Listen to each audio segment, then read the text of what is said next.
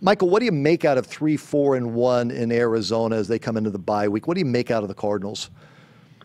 Well, I thought, the reaction to losing to the Patriots was a little alarming. I mean, I thought that it's a long season, and I think what happens is when you get as close as they did last year, there's a sense of the expectations, and you put a lot of pressure on it. And I think that, it's been a difficult season, but I think I think sometimes they're putting some pressure on themselves that they shouldn't. I think they just need to kind of get back to what they do. I think Carson Palmer, the year he had last year was probably an abnormal year in his total career. I mean, it was sensational. It was the second best year he's ever had in his career.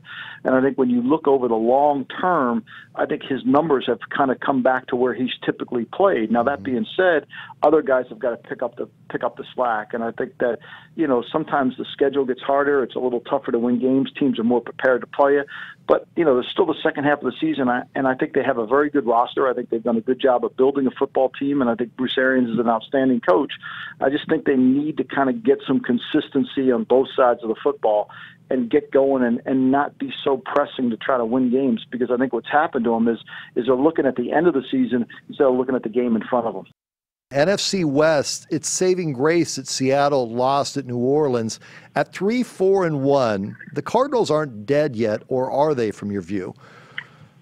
Oh, I don't think they're dead yet at all. I think they just got to play the next game. I think, look, it's not how you start. October, September games kind of define who you are as a team. Mm-hmm. November and December games define who you are as a playoff team. And I think that's the approach they've got to take. They start to slate all over again, and they just got to take it one game at a time and get back to doing and build on things that they do really well. And they're going to have to overcome injuries now. With the Valdir injury, I can't emphasize how hard it is to overcome your left tackle.